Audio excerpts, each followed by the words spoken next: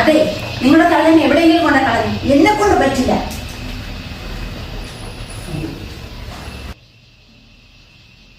താഴിട്ട വീട്ടിലേക്കൊരു വേള നോക്കാതെ താഴോട്ടു നോക്കി പതുക്കെ നടന്നമ്മ.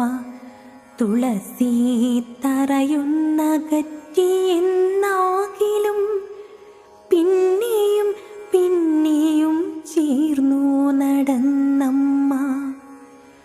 ഓർമ്മ നശിച്ചതോ മൗനം പാലിച്ചതോ അറിയില്ല, ഇന്നമ്മ മൂകയാണ്.